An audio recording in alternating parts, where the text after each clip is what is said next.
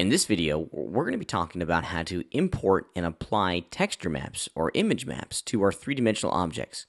As you can see here, just a very basic scene. I had this in my mind. This is kind of a little picture frame.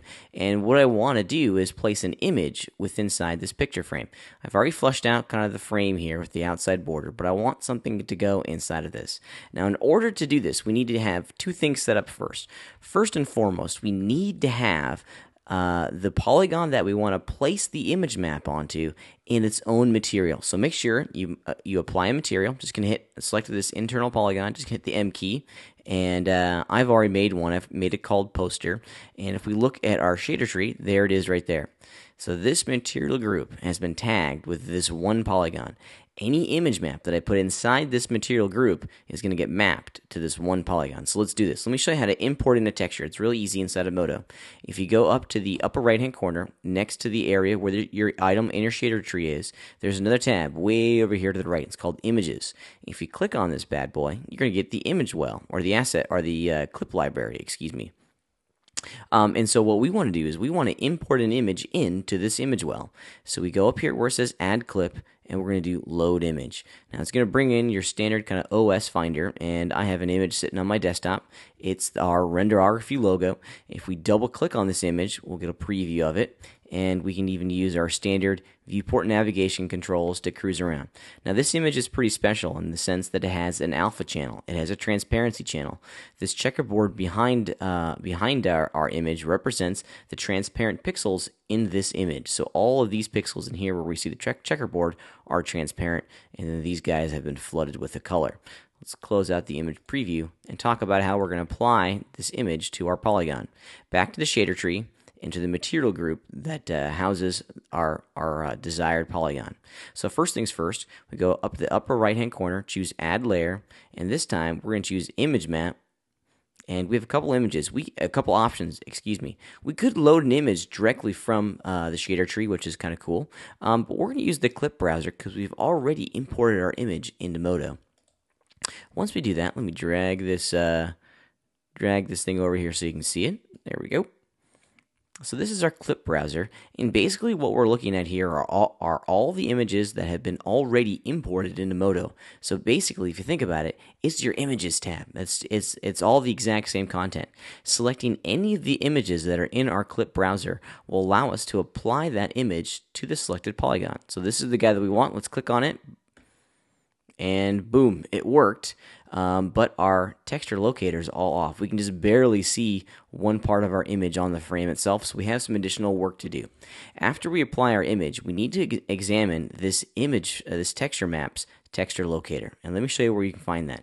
Make sure you have the image map selected inside your shader tree, and you can find your texture locator right here in the Properties tab. This guy. This is your texture locator.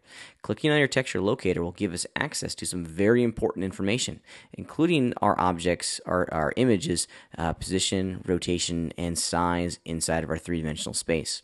Now, right now, if we were to change any of these values, it wouldn't do a single thing because the projection type is defaulted to UV map. And we're going to talk a lot about UV maps later, but for right now, we need to change this. We need to change this because this is overriding all of these channels up here.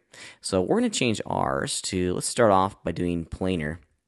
And you can already start to see it update in the OpenGL viewport. Now we're seeing a whole bunch of little copies, and it's starting to look like we want it to look. Each one of these projection types is going to map our image onto our mesh a little bit differently. The basic rule of thumb is that you want to try to analyze which type of surface you've built and match your projection type to that surface. This is a very planar object. This is, we have a single polygon sitting along the XY axis. So the planar projection type is a natural choice. If this was a sphere, I'd probably start off with spherical. If this is a pipe, like a cylinder, then I'm going to choose the projection type of cylindrical as the mode to wrap my images around that mesh. You can also choose solid in this case. So let's go back to planar. And we're already projecting along the z-axis, so this is what we want. But I don't want it to repeat over and over and over again. Well, here's the next getcha. It's this horizontal and vertical repeat. At the moment, it's set to repeat, so it's going to continue to repeat our image both horizontally and vertically. If we change it from repeat to reset, now we're going to limit how many times this image is repeated in our scene. So turning horizontal and vertical repeat to reset will only display this image once. Now it's kind of off position. I want this kind of in the center and as big as we can. So we need to change its texture locator up here, the position of this image within the polygon. So first things first, let's bring it up some. So I'm going to increase the Y channel here just by dragging on the slider. And there it is. Now it's starting to move a little bit. There we go. And that looks pretty good. Let's bring it over on the x-axis a little bit too. Oop, wrong way. There we go. Just kind of cruise through. So now we're generally in the center, but I want to make it bigger because I want my renderography logo filling almost this entire polygon. So that brings us to the size channels, these guys down here. Now here's a great little Modo trick. I need to adjust all three of these channels at the same time. So if I click this little guy right here, this little button, it's going to change all three of these X, Y, and Z size channels to a little equal sign. When we do that, the little slider will affect all three channels at the same time. So kind of a cool way of uniformly scaling our texture map at the same time, which is pretty cool. Now don't get discouraged. This isn't what it's going to look like. We have some OpenGL problems going along in the back here with the second bubble, and we got some tearing down here. So this isn't the way it's going to look when it's rendered. I'm going to open up my my preview render real fast. And let's see, there it is. That's what it's going to look like when it's going to be rendered in our scene. Now, I mentioned earlier that this image is special. It has a transparency map based or embedded into the file type. So the white in here isn't coming from the texture map. It's coming from the material in my poster group. So if I went back to my shader tree real fast and change the material color, the diffuse color channel of my material to, I don't know, let's go to a nice shade of blue. There we go. You can see the effects and the benefits of having that alpha channel, because now we can overlay our graphics on top of a pre-existing color that we can control right here in Modo.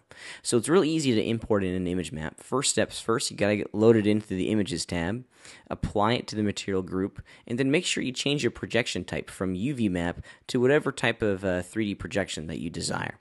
Analyze the overall shape. Once you have a good idea of what type of shape you're trying to map your image onto, that's going to help you determine which of the many projection types you're going to need. In my case, planar worked just fine. So that's the basics of how to import an image map into Modo.